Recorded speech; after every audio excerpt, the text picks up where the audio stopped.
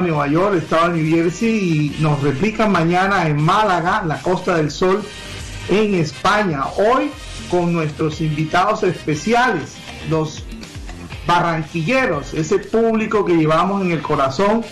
Agradecemos a todos nuestros oyentes, pero a ese público de la Puerta de Oro y de su área metropolitana nos encanta, nos escriben.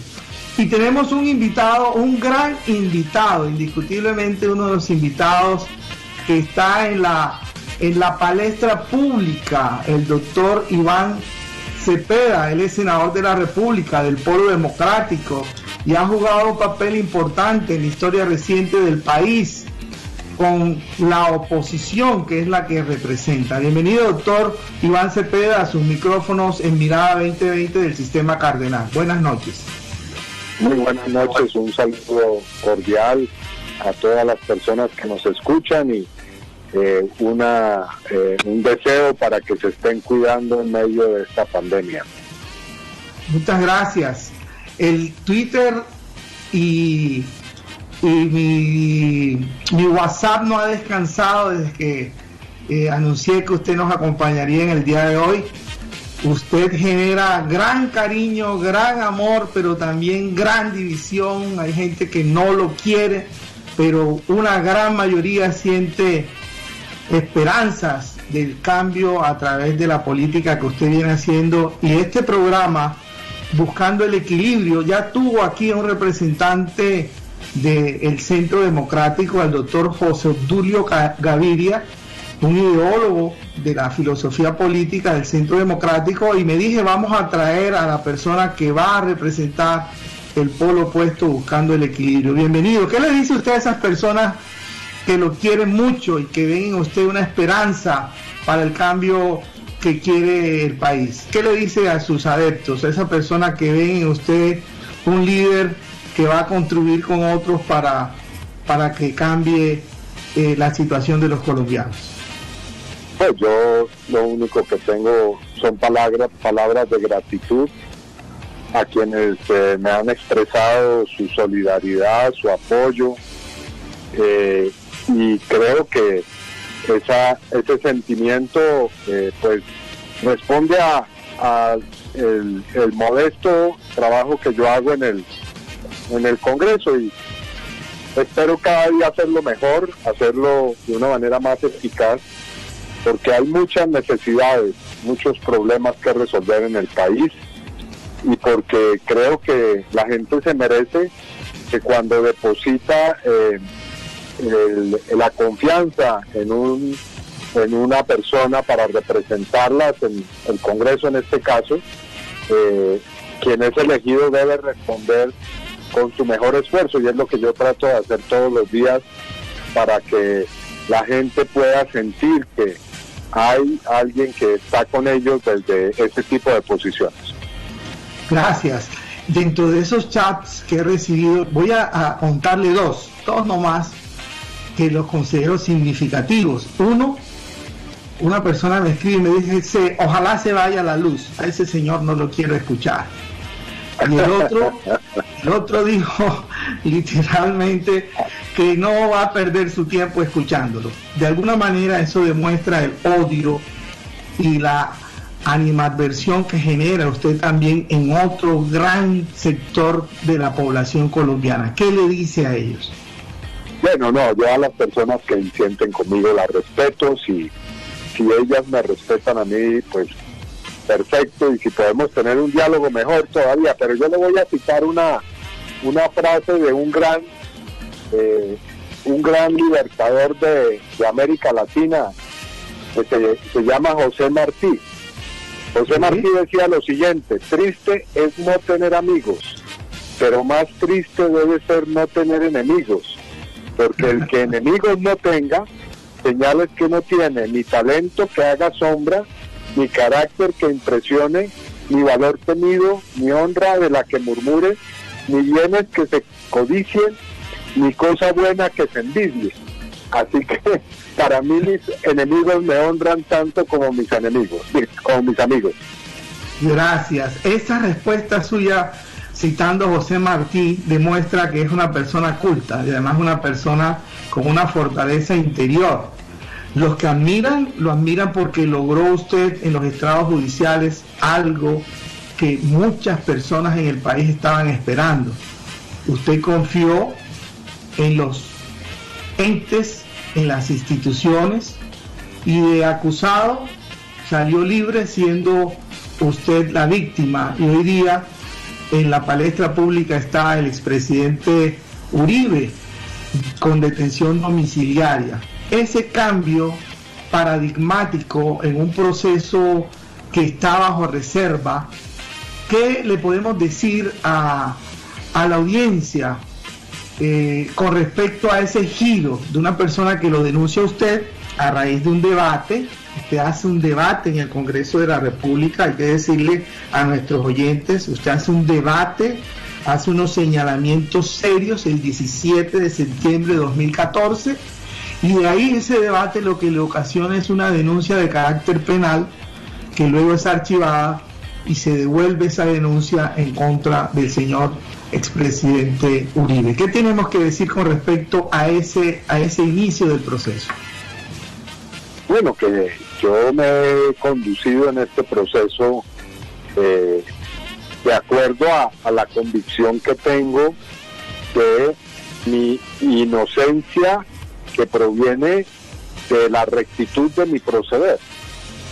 Yo no he delinquido, no he sobornado, no he utilizado ningún procedimiento criminal contra el hoy ex senador Álvaro Uribe.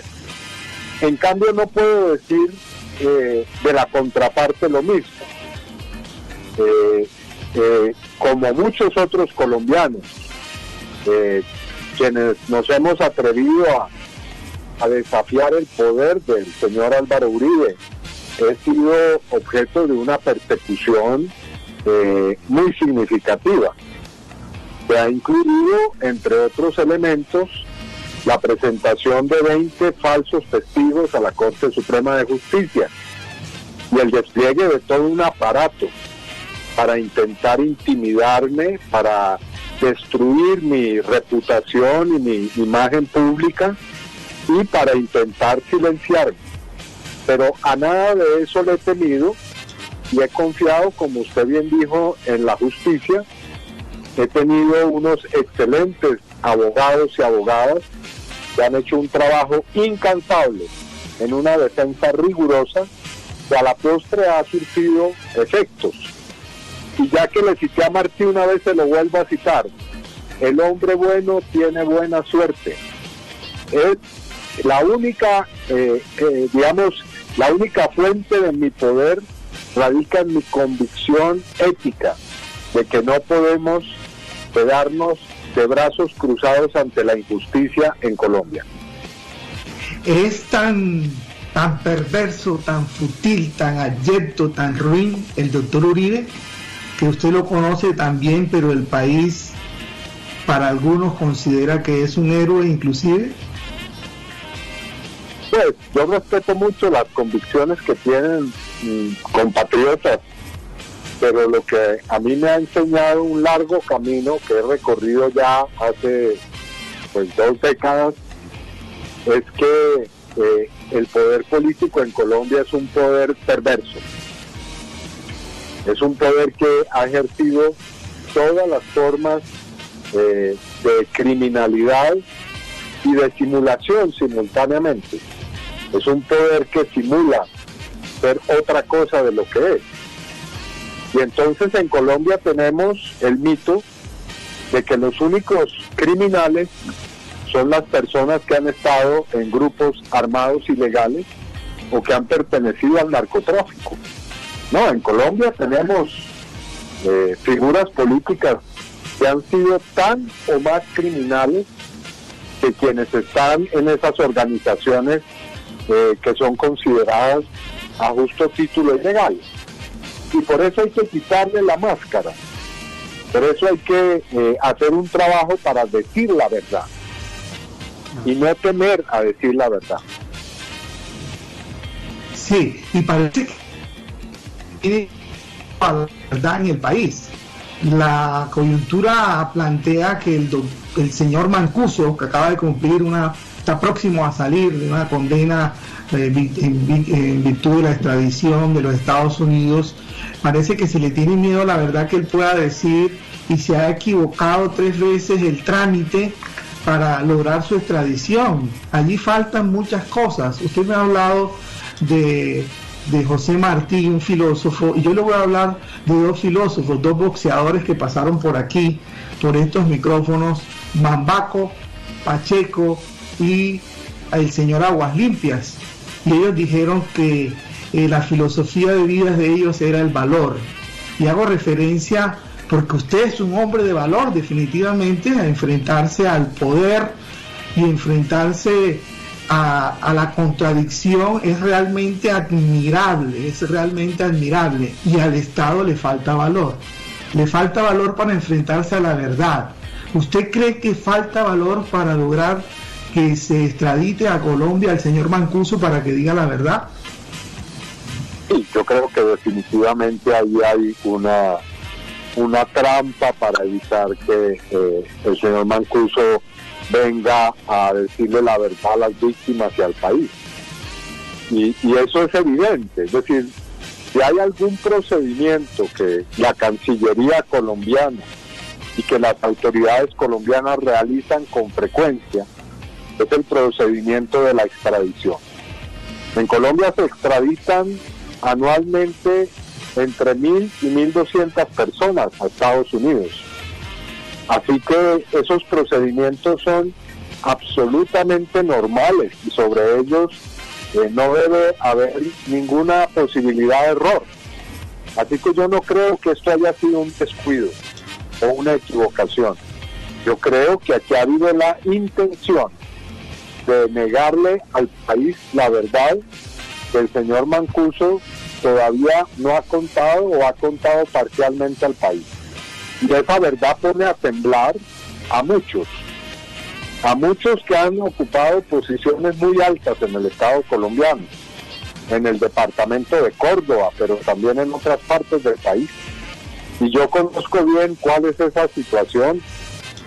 He tenido la oportunidad de escuchar al señor Mancuso y sé que él tiene algunas de las piezas claves del rompecabezas para entender la violencia de las últimas décadas en Colombia. Hay una verdad a medias y hay una mentira que se ha vuelto verdad. De tanto que se repite la mentira, se establece como si fuera una verdad. Pero el país necesita la verdad, y el proceso de paz lo que busca es justicia, verdad y reparación. Y lo vemos los colombianos que nos interesa el tema lejos, pero tenemos que luchar por ese ideal. Dentro de esas verdades y mentiras, y verdades a medias, y mentiras que se dan por verdad, yo quiero preguntarle por cuál es la verdad con respecto a su relación con la FARC. Aquí estuvo el representante del Centro Democrático, José Tulio Gaviria, y dijo que usted era el senador representante de la FARC, ideólogo político de la FARC, y que todo el mundo lo sabía. Pues yo no lo sé. Yo quiero saber cuál es su verdad al respecto. Mi verdad es que yo he sido una persona que ha luchado contra la violencia. Yo he padecido la violencia en el seno de mi familia y he tenido muchos amigos y compañeros políticos que han sido asesinados o desaparecidos, y he dedicado 25 años de mi vida a trabajar con las víctimas.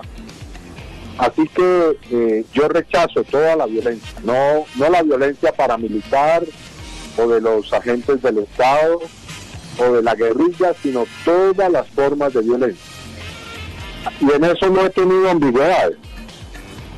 Los señores del Centro Democrático en esto se hacen un poco los locos, pero yo he condenado de todas las formas posibles el secuestro, el reclutamiento forzado, la violencia sexual.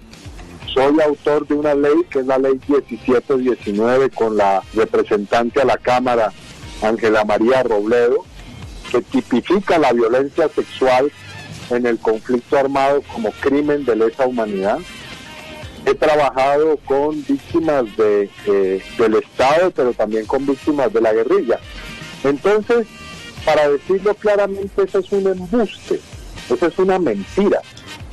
El problema es que como el uribismo no ha podido derrotarme en el plano político ni en el plano judicial, pues emplea la mentira, ¿no? Ahora, yo he retado a ese señor, al señor José Obdulio Gaviria, quien lo he dicho, se lo he dicho en la cara, es un embustero profesional, a que me denuncie penalmente, si es que tienen pruebas, si es que tienen evidencia sobre esa acusación, y no lo han hecho. Entonces la pregunta que me hago es ¿por qué no lo hacen? Bueno, porque de pronto ocurre lo mismo que ocurrió cuando en el año 2012 Uribe creyó que podía aplastarme jurídicamente y se le revirtió esa situación. Sí. El arma de los poderosos es la mentira. El arma de los poderosos es la mentira. Y la herramienta que tenemos las víctimas es la verdad. Sí, y en cuanto a la verdad, hace 7 días el expresidente tuvo una rueda de prensa que no entiendo cómo se permitió, si está detenido, y una persona cuando está detenida tiene restricción de ese tipo de actividades periodísticas en extenso. Me llama la atención desde el punto de vista jurídico, del punto de vista de lo que dijo, se lo voy a dejar a usted. Ahí usted sacó 30 mentiras que dijo el expresidente en esa alocución, que no lo vamos a resolver ahora porque tenemos 20 temas más y nos faltan unos 15 minutitos. Este programa solamente es hasta las 9, pero sí, digamos, si hiciéramos un concurso de la mamá de todas las mentiras de lo que ha dicho el presidente Uribe en esa alocución, ¿cuál sería? Bueno, no, aquí usted me la puso difícil, porque es que cada 2 frases o cada frase de Uribe hay algo que es calumnioso, falso, mentiroso. Pero yo llamo la atención sobre esto. Bueno, nosotros estamos estudiando hasta dónde él ha violado pues la ley en ese tipo de intervenciones, pero yo diría que es muy importante que el país pueda escuchar a ese Uribe energúmeno que vimos el pasado fin de semana, porque la idea que ellos querían proyectar es la de un pobre hombre que está en una finca, en una pequeña propiedad que tiene en Córdoba con COVID, en una situación realmente muy triste. Pero lo que vimos fue otra cosa totalmente distinta. Un absoluto agresor de las instituciones, de los magistrados de la Corte, un hombre sin escrúpulos, que no duda en tildar a sus jueces de mafiosos y secuestradores, una persona que no se ruboriza en tratar a la justicia como si se tratara de un grupo terrorista. Entonces esa imagen de víctima queda totalmente disuelta cuando vemos realmente a ese hombre soberbio que está enloquecido y envenenado por su ansia de poder y que cree que la justicia no puede llamarlo a rendir cuentas. Y eso es lo que ha ocurrido, y por eso hoy está como está, que es en un grado de máxima desesperación. Sí, el tema de las mentiras y de las triquiñuelas, se me vienen a la mente 3 cositas. Por ejemplo, aquel cambio de un articulito para la reelección, se presentó así: cambiemos un articulito y nos vino la reelección. Después hagamos una jugadita para que no hable en el Congreso la oposición como le correspondía en virtud del estatuto de oposición. Yo le propondría un ejercicio más fácil, que es intentar contar cuántas veces ha dicho la verdad, y le aseguro que hacemos un ejercicio más rápido, porque creo que son contadas con los dedos de la mano. Uribe miente profesionalmente, miente patológicamente. Yo recuerdo una entrevista que le hizo el juez Baltasar Garzón, en la que incluso en un momento con asombro le decía a Baltasar Garzón, pero lo que veo es que usted miente con convicción. Es decir, el asunto de Uribe no es que mienta solamente, sino que él cree sus propias mentiras y las transmite con tal vehemencia como si se tratara de verdades. Y por eso hay muchos incautos que caen en esas mentiras. Sí, pero yo iba al punto del articulito, de que no se le da la jugadita que hizo el presidente del Senado para que no hablara la oposición, y ahora la renuncia al Senado será otra jugadita creyendo que la competencia va a cambiar e irá a la Fiscalía, que entre otras cosas también está cuestionada por su imparcialidad. Si se cuestiona la Corte por su imparcialidad, ¿cómo va a una institución que también está cuestionada por su imparcialidad? No entiendo eso claramente, o lo expreso como para generar en usted una respuesta. Esa será otra jugadita, la de renunciar al fuero que le da el ser senador de la República para que lo investigue ahora la Fiscalía, y de pronto esa jugadita no le va a funcionar. Usted ha dicho que la Corte no pierde la competencia. ¿Cómo le va con esa jugadita a él? Bueno, yo antes que responder esa pregunta diría, lo primero es que Uribe ha recibido una derrota política, es muy significativa, y que a pesar de que intentan ocultar sus seguidores, pues tiene consecuencias que son muy, muy importantes. Es decir, Uribe ha tenido que salir por la puerta de atrás del Congreso de la República. Y eso porque él, y solo él, ha tejido una circunstancia que lo ha llevado a ese punto. Así que lo primero es decir que aquí, a pesar de la viveza con la que quiere salir ahora, pues lo primero es constatar que esa es una derrota en línea. Pero en segundo lugar, es un intento por rehuir la justicia, por supuesto. Él sabe que en otro escenario judicial tal vez encuentre condiciones más favorables para que prevalezca la impunidad. Y no me voy a referir, me voy a lanzar en este momento porque es temprano alguna afirmación sobre la Fiscalía. Nosotros vamos a esperar la decisión de la Corte, pero lo que sí debo decir es que si Uribe tiene la osadía de tratar a los magistrados de la Corte Suprema de Justicia como si se tratara de delincuentes, ¿qué hará con relación a un juez de un distrito judicial del primer nivel de la justicia colombiana? Seguramente sobre los operadores judiciales que en ese hipotético momento tengan que afrontar ese expediente, pues recaerá una presión enorme, todo el poder de ese aparato que tiene detrás Uribe. Ahora, nosotros tenemos plena convicción de que hay tanto elementos tácticos como jurisprudenciales para que la Corte Suprema mantenga su competencia en este caso.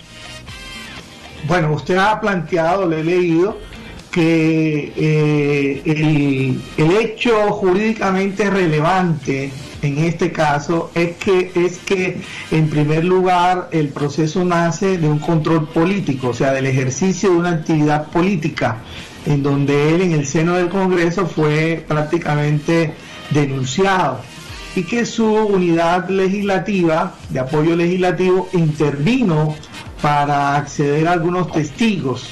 Digamos que ese es el elemento fundante para decir que la Corte no perderá su competencia. Pero yo quiero pasar a otro tema, quiero pasar el tema muy rápidamente, el tema del cambio y la transformación que requiere la Administración de Justicia. Eso también es una realidad. Busquemos un punto allí para que, bajo lo ético y lo estético, yo considero que por lo menos no es estético decirle a la Corte que son unos ampones, que son unos criminales, que son unos secuestradores. Pienso que eso es grave en cualquier democracia.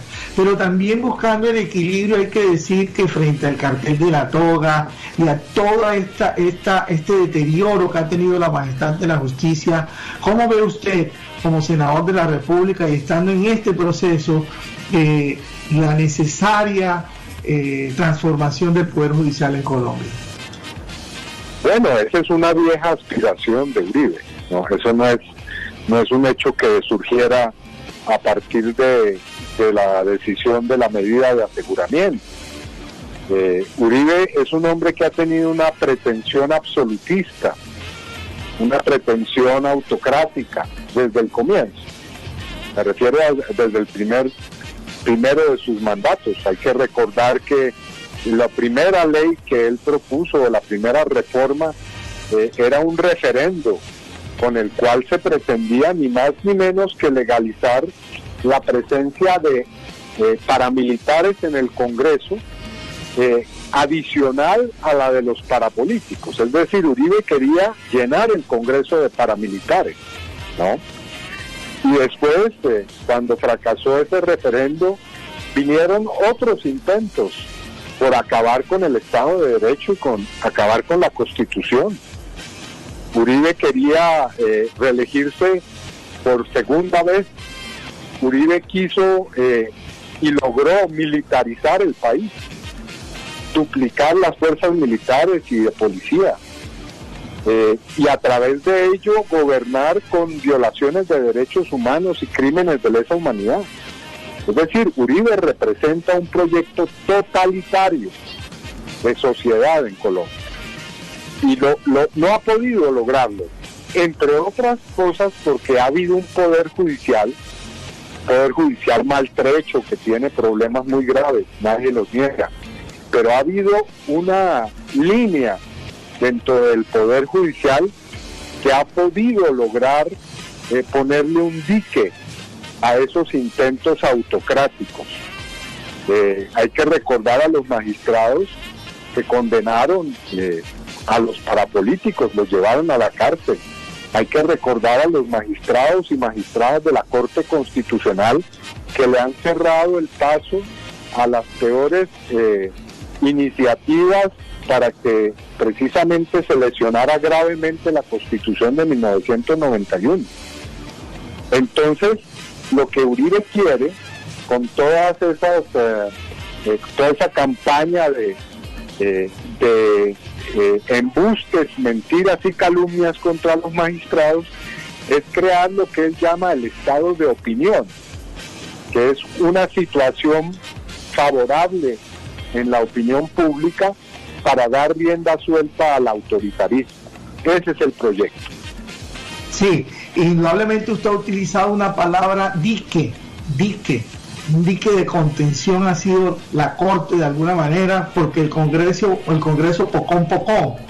Pero lo que sí constituye un dique, una frontera, es el sistema interamericano de derechos humanos, es el sistema universal de derechos humanos. Ahora, por ejemplo, en la Corte Interamericana de Derechos Humanos ha sacado un fallo que favorece al doctor Petro, porque fue injustamente, ilegalmente separado de su cargo, habiendo sido electo por el voto popular.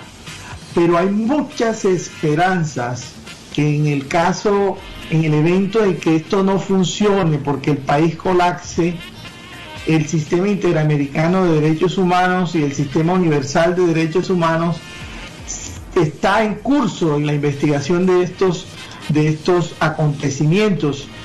De hecho, esta semana ha sido muy activo Human Rights Watch.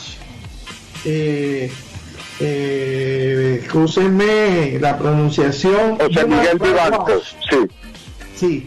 José Miguel Vivanco ha sido muy activo en señalar la preocupación porque se está mermando, se está allanando la libertad de los jueces, pero además hace un llamado fuerte a 21 exestadistas que hicieron una carta liderada aquí por un expresidente, un mal presidente, pero asume la vocería continental, y le llama la atención también. Para cerrar en estos últimos 3 minutos que nos quedan, ¿usted confía que si el ordenamiento jurídico colombiano no funciona en cuanto a todo, no solamente en cuanto al doctor Uribe, sino frente a toda esa violación sistemática de derechos humanos históricos en los últimos 100 años en Colombia, la esperanza de las víctimas estará en el contexto internacional? Yo creo que siempre existe esa vía, por supuesto, pero quiero decirle que lo que a mí me ha enseñado esta experiencia de 25 años en la defensa de derechos humanos es que hay que perseverar en esfuerzos que parecen en algunos momentos imposibles. Y hay momentos en los que parece cerrarse toda posibilidad y que la verdad va a quedar sepultada por una serie de actos de ignominia y también de impunidad. Pero a la larga se ha mostrado que se puede avanzar, incluso con la precariedad que hay en Colombia en materia de justicia. Entonces yo creo que nuestro primer foco de atención y de perseverancia es continuar haciendo la tarea en el sistema judicial en Colombia. Y más ahora que existe la JEP, que existe la Comisión de la Verdad, y a la larga la verdad va a salir a relucir. Es inexorable, porque hay muchas actuaciones criminales de las cuales han quedado muchas evidencias. Así que, por supuesto, hay que seguir yendo a las instancias internacionales, pero fundamentalmente hay que seguir construyendo los mecanismos para poder hacer que en Colombia brille la verdad y la justicia. Bueno, muchas gracias. Era el doctor Iván Cepeda, senador de la República por el Polo Democrático y quien encarna la oposición o un gran sector de la oposición en Colombia. Muchas gracias por permitirnos compartir con usted su conocimiento, su verdad. Sus micrófonos de Mirada 2020 para que se despida están abiertos. Bueno, una voz de aliento y de saludo entusiasta a las personas que nos escuchan. Yo les hago una muy cordial invitación a que a pesar de la pandemia, a pesar de las dificultades que hoy hay en el país, trabajemos por buscar un cambio político en Colombia. Creo que el país ha madurado para lograrlo y creo que hay hoy el talento, hay muchas figuras con las cuales podemos provocar ese cambio político que es fundamental para que también haya una situación socioeconómica distinta para la gente que tanto lo necesita hoy en Colombia. Muchas gracias, era el doctor Iván Cepeda. Se nos ha terminado el tiempo, los esperamos el día lunes. Feliz fin de semana, cuídense, muchas gracias, Dios los bendiga, chao. Para Mirada 2020, su visión cuenta con Orlando Caballero Díaz.